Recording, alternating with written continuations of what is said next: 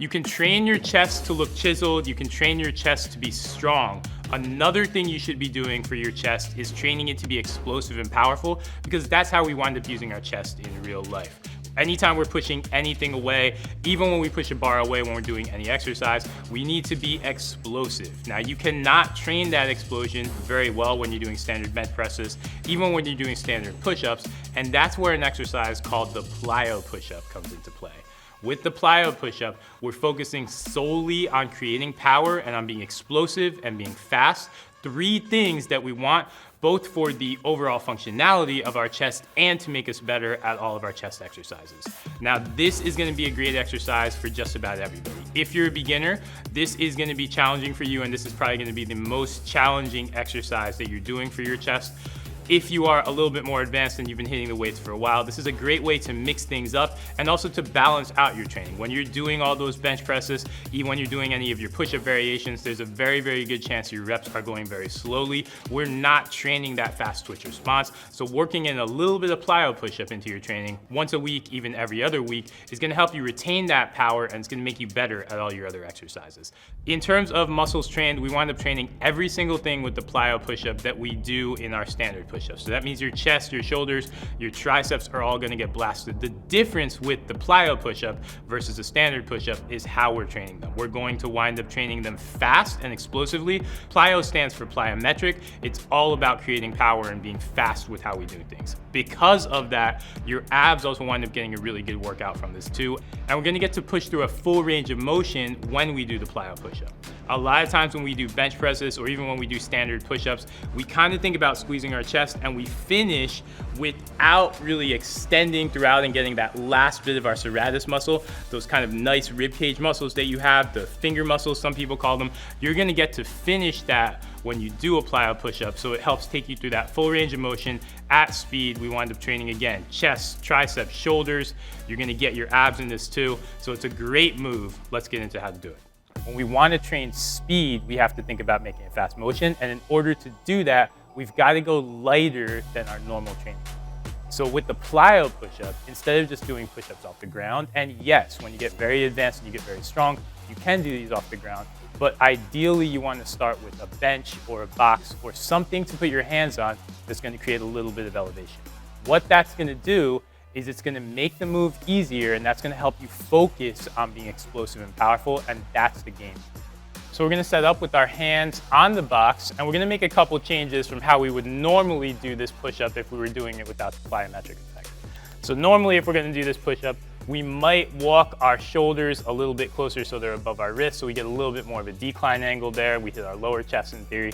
But what we actually wanna do, we wanna step slightly away from this box. We wanna think about creating a right angle between our upper arm and torso.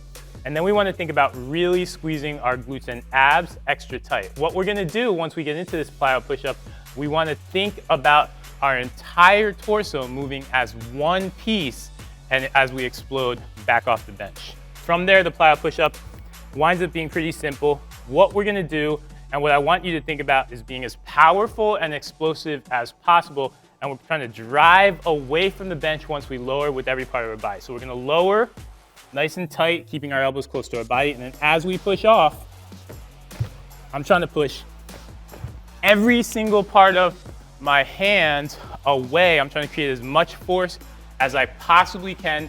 And I'm trying to do it as fast as I possibly can. You're thinking about going forward, and we're thinking about straightening at the elbow. We're also thinking about, you'll notice, straightening at the wrist. That way I get a little bit of extra power. I'm suddenly able to push away with my wrist, get a little bit of extra motion through there.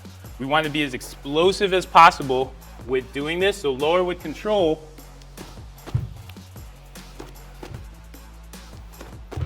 And then push away from the box. You're going from one rep to the other. That winds up being the plyo push-up. And the key with it is really keeping a tight core. That way from feet all the way through shoulders, that winds up being the load that you're explosively pressing away, winds up being a lot of load, and we're not breaking at the waist, which is going to shorten the amount of load that we're actually pressing away. We want to make sure we're working really hard to press our entire torso away and be powerful. This is not an exercise that we're going to do for very, very high reps. You only need to do, say, 4 to 6 reps.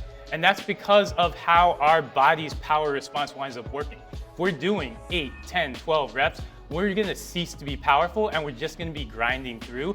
That's not gonna help you develop the explosive chest power that we're trying to get on this push-up. So your best bet, what you wanna do, is take every single one of these reps super seriously. Think of it not as doing a set of 4 to 6, but you're doing 4 to 6 single reps where you're being as powerful and as explosive as possible. In your mind, you almost want to think, how high was I able to drive my torso up on the first rep? I'm going to try to get higher on the next rep, and we want to keep it to 4 to 6 reps.